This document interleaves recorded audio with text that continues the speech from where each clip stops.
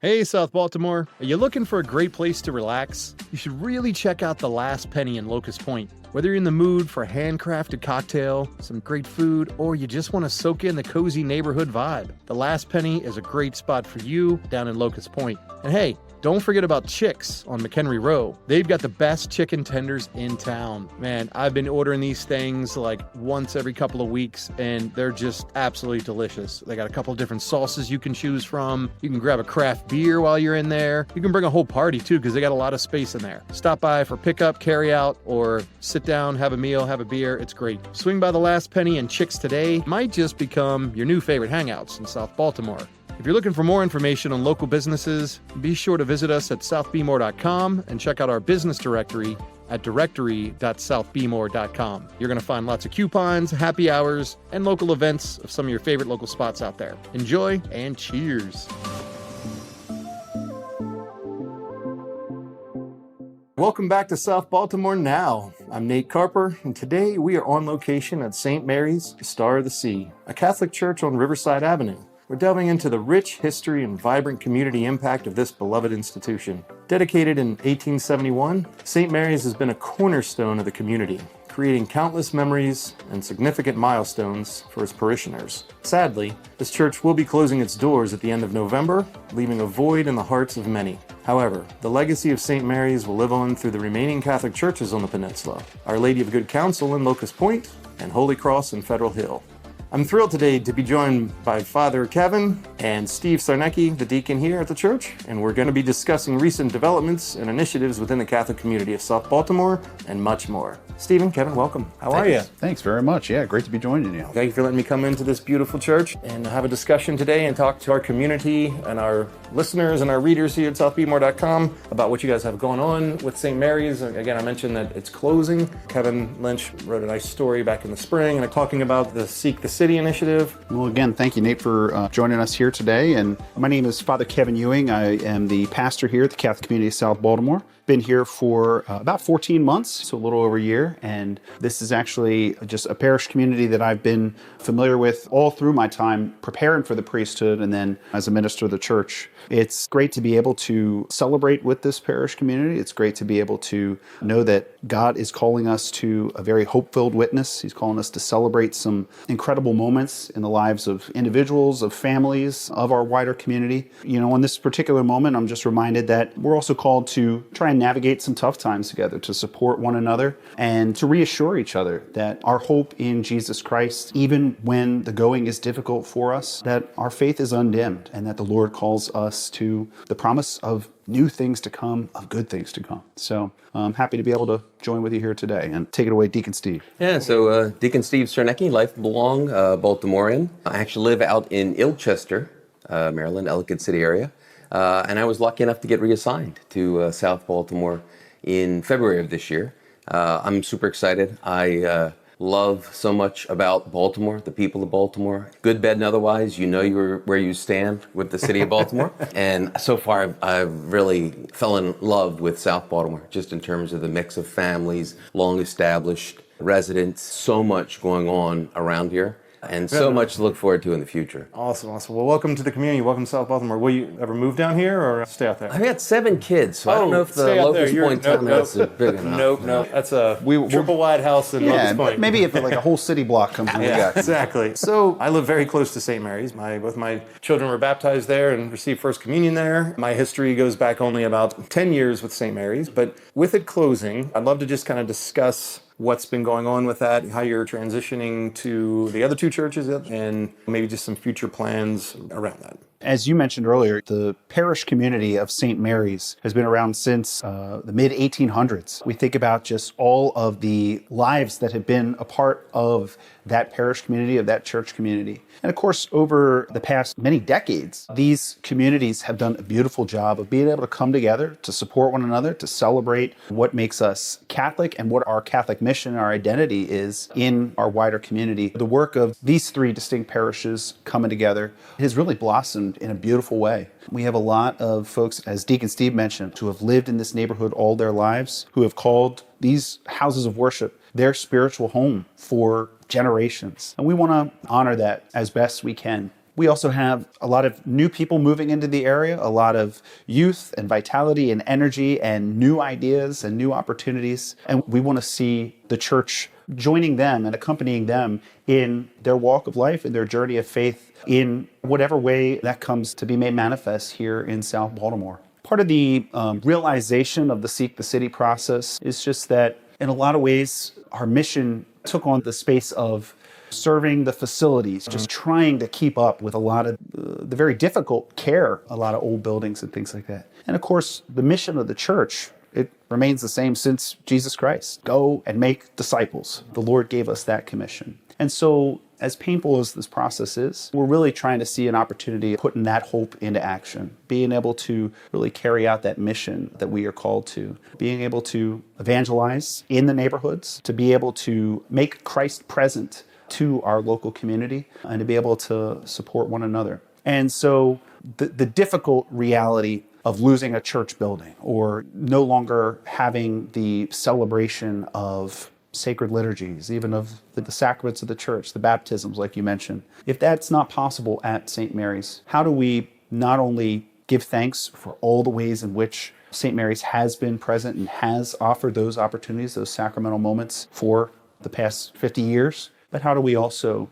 try and regalvanize and redouble our efforts to make sure that people know that they are loved by God, that they are welcome into our community, that even if a church building is closed, that the church is very much present, alive, and active here, and that we want to be able to continue to celebrate all that the church offers us, all that our Lord offers us through the gifts of the church. And so that's kind of our invitation going forward. You can reach anybody anywhere, right? That's not about the physical constraints of one particular building, like you say. But speaking of that building, you mentioned a couple of the initiatives and a couple of things that you might be trying to do to try to help those who may be grieving the loss of the church, but just to memorialize the building of St. Mary's and the memories and the stories that have happened there. Curious what you guys have going on for that. We are trying to take on a couple different initiatives in these months before what will be kind of our last regularly scheduled Mass at St. Mary's, our last kind of regular weekend liturgy. We've had a lot of people ask, what can we do in these intervening months? How can we support the St. Mary's community? How can we honor that legacy? Under the leadership of Deacon Steve, he's been our coordinator and our point person for the St. Mary's Legacy Preservation Team, which is a committee of parishioners from actually across all three of our campuses that have come together just to say,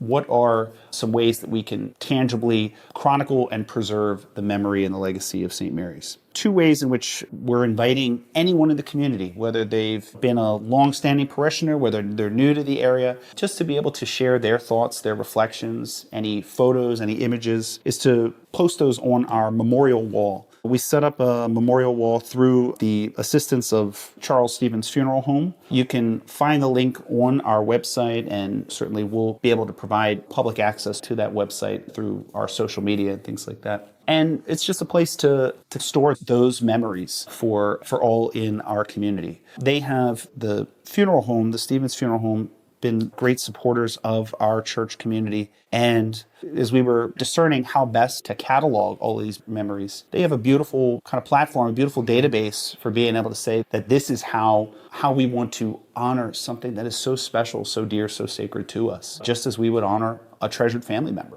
So we invite folks just to visit that website, share their memories and their reflections and their photos. That site will live in infamy, basically? There'll be somewhere where folks could place their memories there and they're going to live on in perpetuity. Yeah, just to be a permanent record for our shared honoring of St. Mary's. So another way is we're looking to host kind of one-on-one interviews, just a 10-minute casual conversation, really an informal process of sitting down with, whether it's our parishioners, whether it's community members, to be able to just hear their stories, that captures those memories. And we want that to be part of a Stella Maris Memories, that's Stella Maris Star of the Sea audio podcast. And so we invite folks to share thoughts, warm memories, funny stories from your time at St. Mary's or your family's memories. There are 3 dates that we're going to open up St. Mary's just for folks to come in and schedule a time to sit down for one of these 10-minute interviews. Those are on Sunday, September 8th, Wednesday, September 18th, and Saturday, September 21st. And the times will be posted on our website as well.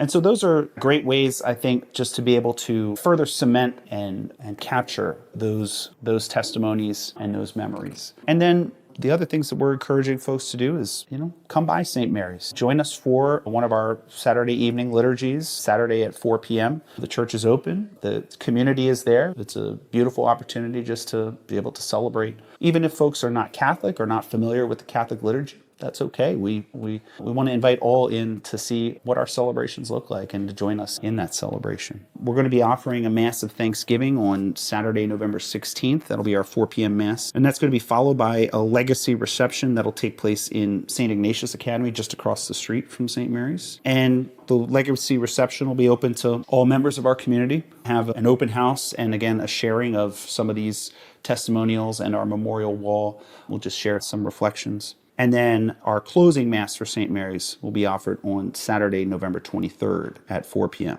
And again, all are welcome to join us in these celebrations. We're talking a lot about the memories of St. Mary's, and you've been in the community how long now? For about 14 months. 14 months, so both of you relatively new. I'd love to hear a memory, something that's happened with you in the church. It doesn't have to be St. Mary's, but I'm curious if you have anything that really stands out. I'll make my confession first. You okay? I am a lifelong soccer fan and soccer player. For me, I have lots of really bad memories of Latrobe Park. Okay. Because when we played, Our Lady of Good Counsel had a particularly good team. We also got to play at Swan Park, and Swan Park, as nice as it is now, did not look like anything it was. I have heard stories. 40 years ago, you had to usually clean up the field before you could play and then avoid a lot of the trains and litters on the way out. But to me, that's part of what I liked about coming here, because South Baltimore is real. And the people are real. And even the real bad memories are still good memories. And I found that already just in 6 short months here. Just getting to know the people. It's still Baltimore, hun. I would say 2 things. One, my general experience of being down here in South Baltimore, being able to walk through the community, be able to just know the people as you pass by, and to know that there's a friendship there, there's a connection. And it's not just me as the priest in this area or things like that, but that people want to stop and say hello. They want to sit out on the front stoop and just engage with the world. Our invitation, even as a church community, is to be people who are engaging with others, forging those connections. So I think that's done in a really unique way, in a really impactful way here. Probably my favorite memory of being part of the community of CCSB, and specifically even at St. Mary's. Believe it or not, I've been a priest for 7 years, but just because of the different ministries that I've had over my time as a priest, this past year was the first year that I have celebrated an Easter Triduum from start to finish. That's Holy Thursday, Good Friday, and then the Easter Vigil on Holy Saturday. Kind of everything in the lead up to the Easter Sunday celebrations. Those Holy Week liturgies, they are intense. They require a lot of work, a lot of preparation. And of course, here there's an added wrinkle that we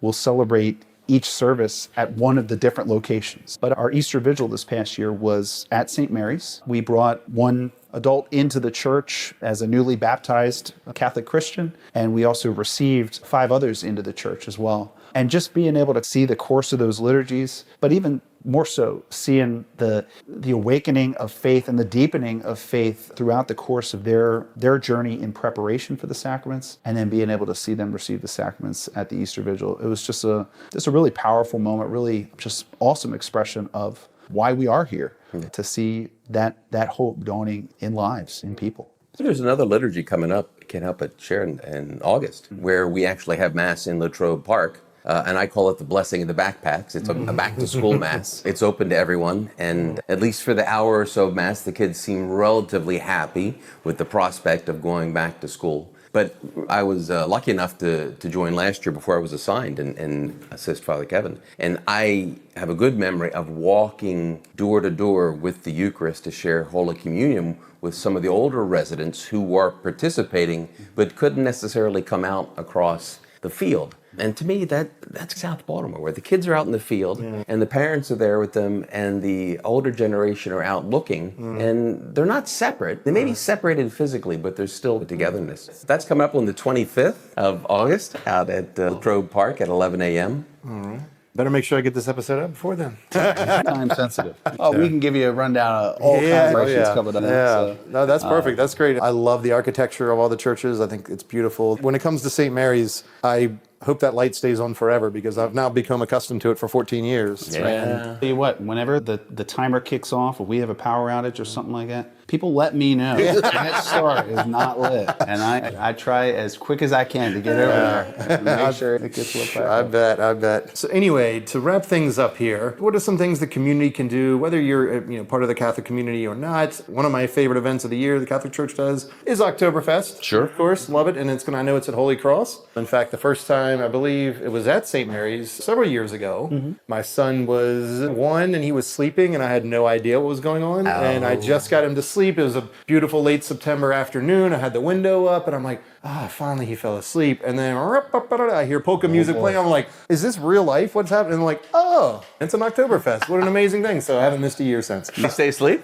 Actually, thanks. Wow. It's amazing he did. The kid Polka loves music is the perfect lullaby. You hear that kid's polka music to go to sleep at night. Only in Baltimore. Only in Baltimore. Yeah. I mentioned Oktoberfest, but are there other events coming up that people can help with? Sure, absolutely. As we're gearing up for the start of the school year, the religious ed is gearing up. And we have religious education classes for children from kindergarten through 5th grade every Monday evening starting in October. We have Monday night Bible studies for our older crowd, for anyone young adult and above. And that takes place in the retreat house. And then in terms of just our celebrations as we're making our way towards Advent and Christmas, those are great places just to wait with the Lord, watch and to pray, and to joyfully celebrate Jesus' birth and how Jesus becomes present to us day in and day out, week in and week out. So with the celebration of Oktoberfest coming up on September the 28th at Holy Cross, that weekend actually is also, this is very providential, it's the weekend that we'll be celebrating the feast of St. Mary's Star of the Sea. That feast is celebrated every year on September 27th. And Not just in Baltimore, in the whole church, universal. That's right. Yeah. Okay. And so we'll be celebrating it at all of our weekend masses that weekend. And in conjunction with that, starting on that date and then throughout the weeks up until our last Mass in November, we'll be praying a Stella Maris prayer at all of our Masses, just to, again, surround this effort, this challenge, but also see our community forward by centering on our relationship to God and in supporting one another with prayer. My experience with this parish is there is something going on every night of the week. There is some group, some small group, whether it's for sports or young adults or grief support ministry or making food for the homeless. So if you're ever bored in South Baltimore, just take a look at our website. Thank you both very much for sitting down with me today and really appreciate what you do for the community. Thanks, Nate. Pleasure. Good to be with you. God bless.